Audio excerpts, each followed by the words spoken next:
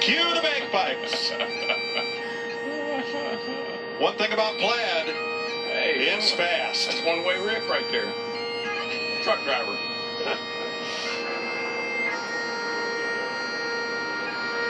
Vince?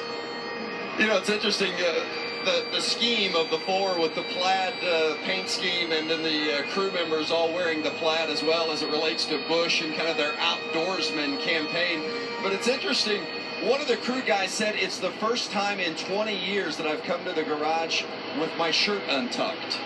But that's the look for this outfit, is to have the jeans on and the untucked shirt as the outdoorsman would wear his flannel. But he said it's been the weirdest thing having my shirt untucked.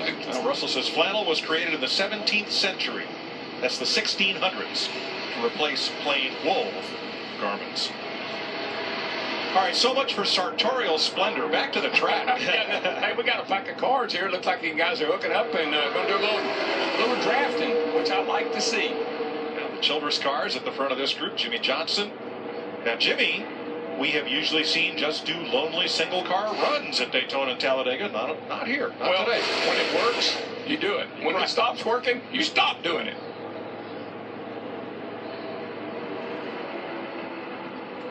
I think also when you look back to Daytona, how important the way the car drove and how unstable these cars were in the draft. I think it's very important for a lot of teams to feel like they need to get out there and let's see what these cars are going to drive like. This is an impound race, right? So we want to know how aggressive we can get and still be able to drive the car in the race. Finding that out right now. Now top of the chart is Trevor Bayne, who certainly was in the headlines this week as Roush Fenway Racing announced that Matt Kenseth will join that team and will drive the 6-car in selected races. Bayne met with the media briefly today, and although he did not take questions, he said, Trevor Bayne said, "My health is 100%. My desire is still as it always has been, come to the track every weekend, contend for wins, and be a driver at the top level in the Cup Series. Nothing there has changed." So he will still be in the 6-car. The schedule has not been announced, which races he will run, which races Matt Kenseth will run, as Matt returns to the track that gave him his Cup championship, brought him to prominence in the Cup Series. Roush, now Roush Fenway Racing. Mike, I think Jeff will agree. I've seen drivers, it's almost like a wake-up call. You think you're doing all you can do. You're doing the absolute best job you think you can do. Then you get something like what happened to Trevor Bayne this past week with Matt Kenseth coming over there to help drive that car some. That's a wake-up call. Okay, I got to step up my game. I don't know what I've got left in the tank, but whatever it is, I got to use it now to prove to these people that I'm not the problem, that we need to work on our cars. And Trevor Bayne's a fantastic young man, represents the sport, represents the sponsors very well.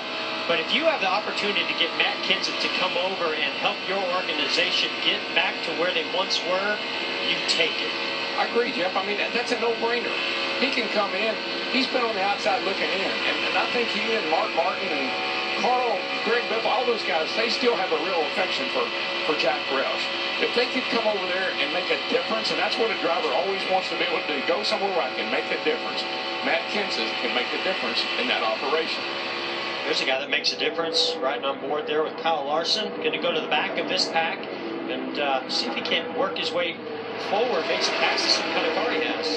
And to finish off the story of Matt Kenseth returning to Roush Fenway Racing, Mark Martin was very prominent in the announcement and in the events that led up to bringing Matt Kenseth back into the fold at the team where he started. And after all, it was Jack Roush that resurrected Mark Martin's career back in the day and brought it back to Cup racing with great success, coming oh so close to a championship. And Mike, I was really disappointed that Mark didn't get more credit for brokering that deal, because Jack loves Mark. Mark loves Jack. And I'm sure when Mark went to Jack and said, look, we can get Matt to come over here and help us. And I'm pretty sure Jack probably didn't know if that was a great idea or not, but Mark sold that deal. Mark Martin should get the majority of the credit for putting that deal together, in my opinion. I believe Kansas will be Matt's first race in the car. Trevor racing it here and at Dover and at selected races throughout the rest of the season. And a great opportunity for Trevor Bayne. We think about how who's fast on the restrictor plate tracks. Roush Fenway Racing, Ricky Stenhouse Jr., and Trevor Bayne have shown a lot of speed. And look at the front row cars running right with Trevor Bayne.